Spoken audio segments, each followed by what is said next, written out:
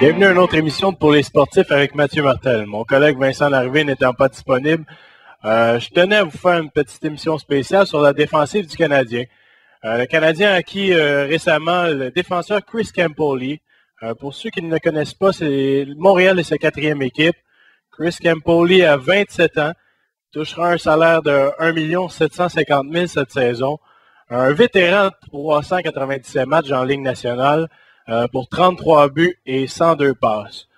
Bon, ça me fait porter un regard sur la défensive du Canadien. En faisant un petit tour de table sur les défenseurs du Canadien. Bon, Yemlin, durant les matchs préparatoires, Yemlin a été absent en fait. Yemlin, on avait vu des bonnes mises en échec de sa part durant les matchs intra-équipe. Mais Yemlin ne nous a pas montré la même chose pendant les matchs préparatoires. Bon, il en reste encore 2. On verra ce que ça donnera de son côté. Raphaël Diaz, un défenseur très rapide. Il a l'air de s'améliorer de partie en partie. Il reste encore des matchs hors concours pour lui. On a lui qui doit s'adapter à une patinoire plus petite, qui jouait en Suisse sur des patinoires olympiques, de grandeur olympique.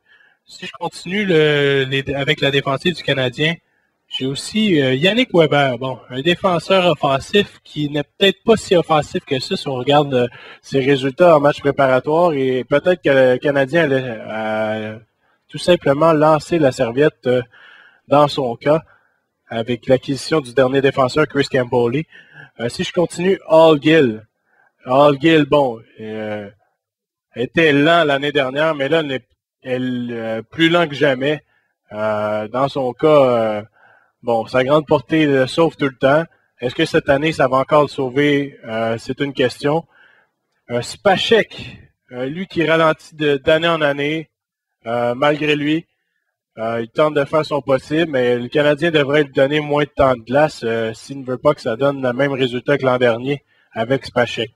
Si on continue, Barkov, il n'est tout simplement pas prêt pour cette saison. C'est ce que le Canadien veut nous affirmer avec l'acquisition du dernier défenseur. À moins d'une surprise, je ne crois pas que Barkov va commencer la saison. P.K. Subban, P.K. Subban, c'est le défenseur auquel il ne faut pas toucher, on le laisse jouer. On le laisse faire ce qu'il est capable. On l'a très bien vu l'année dernière. C'est tout pour Subban. Et Josh Gorges, lui, a démontré qu'il était prêt. Et revenu sur la même lancée qu'il était l'an dernier lorsqu'il a quitté pour sa blessure. Gorges, un défenseur défensif qui est parfait selon moi.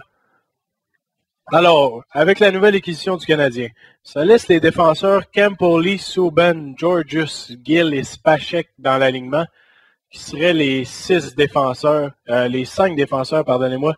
Donc, il resterait une place en attendant le retour de Markov, et même 2 si on joue à 7 défenseurs régulièrement. Ça me laisse à poser la question à vous, chers auditeurs. Quel défenseur vous verriez à la place de Markov pour le début de la saison? Est-ce que les Canadiens prendront 6 ou 7 défenseurs? Est-ce que Diaz sera retourné dans les mineurs? C'est une question que je vous pose à vous. Faites-moi vos duos défensifs du Canadien et envoyez-nous ça pour les sportifs. 2 choix. Vous avez soit le choix de le commenter dans le bas de nos vidéos sur YouTube ou bien sur Facebook, tout simplement. N'oubliez pas d'adhérer à la page Facebook de Pour les sportifs en cliquant sur j'aime. Merci tout le monde et c'était une émission de Pour les sportifs.